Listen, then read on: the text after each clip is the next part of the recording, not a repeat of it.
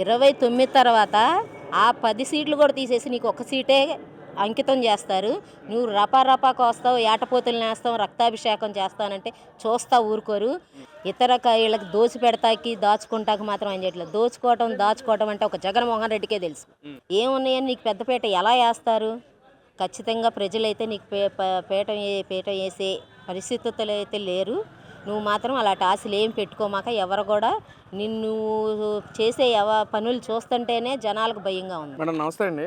ఏంటి అసలు ముఖ్యంగా ఈ 24, 25 సంవత్సర కాలంలో అసలు ఎండగొడం వచ్చాక అసలు ఎలాంటి డెవలప్మెంట్ కనిపించింది? అసలు మీరేమైనా చూసారా మేడం డెవలప్మెంట్ ఏమైనా జరుగుతుందని?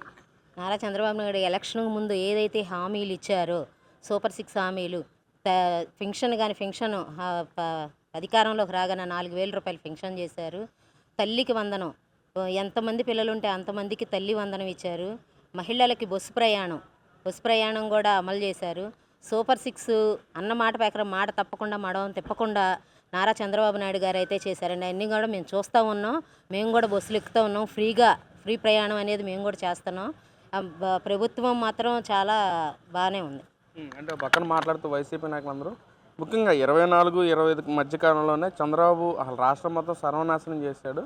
జగనే కానీ ఉంటే పథకాల విషయంలో కానీ డెవలప్మెంట్ పరంగా కానీ చూసుకుంటే విప్లవాత్మకమైన మార్పులు తీసుకొచ్చాడని చెప్పి కూడా వైసీపీ నాయకులందరూ మాట్లాడుతున్నారు మేడం. ఏం చెప్తారు మరి? జగన్మోహన్ రెడ్డి 5 ఏళ్ల పరిపాలన రక్తపాలనే చేశాడు.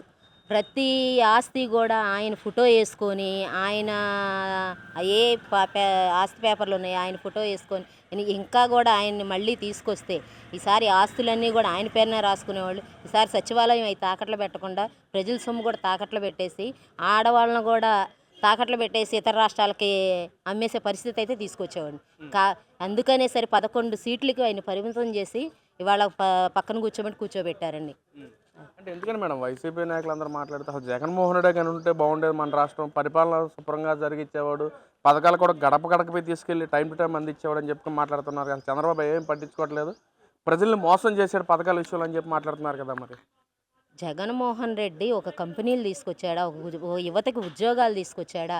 ఏం తీసుకొచ్చాడు? ఏమీ తీసుకురాలేదు. ప్రతి ఒక్క చదువుకున్న యువత ఇవాళ వలస వెళ్ళిపోయి ఎక్కడో ఏ అమెరికాలోనో ఏ లండన్లోనో చదువుకొని అక్కడ ఉద్యోగాలు చేసుకొని బతుకుతున్నారు తప్ప 5 ఏళ్లలో నువ్వు చేసింది ఇవాళ చంద్రబాబు నాయుడు గారు, లోకేష్ గారు కానీ గూగుల్ కంపెనీ రాష్ట్రంలోనే రెండో స్థానంలో ఉన్న స్థానంలోకి తీసుకొచ్చిన గూగుల్ కంపెనీని ఇవాళ నారా లోకేష్ గారు తీసుకొచ్చారు. చదువుకునే యువతకి ఎంతోమందికి ఉద్యోగాలు కల్పిస్తున్నారు.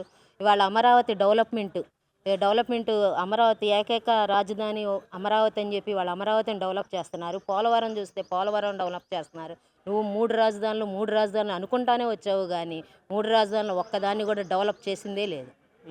అంటే కానీ మాట్లాడుతూ అమరావతి పేరుతో కూడా చంద్రబాబు దోచుకుంటున్నాడు, అసలు ప్రైవేట్ వాళ్ళ సంస్థల్లో కట్టబెడతాకే అమరావతిని అలా చేస్తానని చెప్పి కూడా వైసీపీ నాయకులందరూ మాట్లాడుతున్నారు మేడం. ఏం చెప్తారు మరి? అమరావతికి డెవలప్మెంట్ కోసమే ఆయన చూస్తున్నాడు కాబట్టి వీళ్ళకి దోచిపెడతాకి, దాచుకుంటాకి మాత్రం ఆయన చేయట్లేదు. దాచుకోవటం అంటే ఒక జగన్మోహన్ రెడ్డికే తెలుసు. అంటే అసలు చంద్రబాబు వచ్చాక మీరు యువత పరంగా అసలు ఏ విధంగా చేస్తున్నారు? మన యువత పరంగా చూసుకుంటే యువతకి వాళ్ళు చాలా కంపెనీలలో ఉద్యోగాలకి వాళ్ళు చాలా సంతోషంగా ఉన్నారు. ఎక్కడికెక్కడికో వెళ్ళి మేము ఉద్యోగాలు చేసే పని లేదు, మన రాష్ట్రంలోనే మన దేశంలోనే ఇక్కడే మన తల్లిదండ్రుల దగ్గర ఉండి ఉద్యోగాలు చేసుకోవచ్చని చాలా సంతోషంగా ఉన్నారు. ఇలాంటి గూగుల్ కంపెనీలు లాంటి ఎన్నో కంపెనీలు కూడా ఇంకా రావటానికి సిద్ధంగా ఉన్నాయి. ఇవాళ యువత మాత్రం చాలా సంతోషంగా ఉన్నారు. అంటే మేడం పెన్షన్ గురించి చూసుకుంటే వైసీపీ నాయకుల హయాంలోనే కొన్ని లక్షల కోట్లు మేము ఇచ్చాము, చంద్రబాబు వచ్చాక ఎవరైతే లబ్ధిదారులు ఉన్నారో వాళ్ళందరినీ కూడా కట్ చేసి పెన్షన్లు కట్ చేస్తున్నాడు అని చెప్పి కూడా వైసీపీ నాయకులు మాట్లాడుతున్నారు మేడం. ఏం చెప్తారు? నువ్వు 4,000 పెన్షన్ ఇస్తానని చెప్పి సంవత్సరానికి 250 రూపాయలు పెంచి 5 సంవత్సరాలు చేసావు పెన్షన్ ఇవ్వటానికి. అదే చంద్రబాబు నాయుడు గారు ప్రభుత్వం రాగానే ఫస్ట్ 4,000 రూపాయలు పెన్షన్ చేసిన ఘనత చంద్రబాబు గారిదే. అంటే ఏం చెప్తారు ఫైనల్గా? పక్కనేమో 29లో మేమే గెలుస్తాము, వచ్చాక ఒక్కొక్కటి అంత చూస్తామని చెప్పి జగన్మోహన్ రెడ్డి మాట్లాడుతూ, వాళ్ళ నాయకులు కూడా మాట్లాడుతూ రప్ప డైలాగులతో మాట్లాడతాం. ఎలా చూడొచ్చు అంటారు అసలు? 29 తర్వాత ఆ 10 సీట్లు కూడా తీసేసి నీకు ఒక్క సీటే అంకితం చేస్తారు. నువ్వు రపా కోస్తావు, ఏటపోతులనేస్తావు, రక్తాభిషేకం చేస్తానంటే చూస్తా ఊరుకోరు. అలాంటి వాళ్ళందరినీ రోడ్డు మీద నడిపించి పోలీసు వాళ్ళతో వాళ్ళ మీద కేసులు పెట్టించి ఇంకొకళ్ళు చేయకుండా వాళ్ళకి స్ఫూర్తిగా వీళ్ళని రోడ్డు మీద నడిపించుకెళ్తా మొన్న కూడా మేము చూసాము. ఇది మాత్రం 2019లో కాదు కదా, నువ్వు జీవితాంతం ఉన్నా కూడా నీకు మళ్ళీ ఎమ్మెల్యేగా లేదు, సీఎంగా నీ వల్ల కూడా కాదు. అంటే మొన్న ఏదైతే జగన్మోహన్ రెడ్డి పుట్టినరోజు వేడుకల్లో కూడా ఆ, అంటే ఎవరన్నా పొట్టేలు కోసుకుంటే దానిలో తప్పే ఉంది, అసలు చంద్రబాబు ప్రభుత్వం దానిలో వైసీపీ నాయకుల మీద కావాలనే కక్షసాధ్యంగా అరెస్టులు చేస్తా ఉన్నారు, అసలు పొట్టేలు కోసుకుంటే తప్పేముంది అని చెప్పి కూడా వైసీపీ నాయకులందరూ మాట్లాడుతున్నారు మేడం. ఏం చెప్తారు మరి? ఒక నాయకుడికి పాలతో అభిషేకం చేస్తాం, రక్తంతో అభిషేకం ఎక్కడైనా చేస్తామా?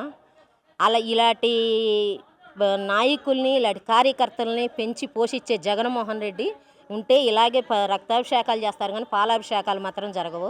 అది అంటే మన గతంలో గెలిపించుకున్న ఎమ్మెల్యే అదే సీఎం జగన్మోహన్ రెడ్డి రప్ప డైలాగులు వచ్చాక పీకల కోస్తాం, చంపేస్తాం, ఒక్కొక్కడం చూస్తాం, ఎంత దూరం ఉన్నా తీసుకొచ్చి బట్టలు తీసి నిలబెడతాం అని చెప్పి మాట ప్రజలకు ఎలాంటి సందేశాలు అనుకుంటున్నారు అసలు వాళ్ళు?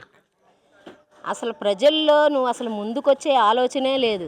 గుడ్డలు ఊడదీస్తాము, రపా కోస్తాము, ఏటపోతుల్ని వేస్తాము అని అంటే నువ్వు మీటింగ్లో చిన్న రపా కోసేయండి, చిన్న పదం అంట, చిన్న పదానికి నువ్వు కేసులు పెడతావా అని. అది చిన్న పదమా?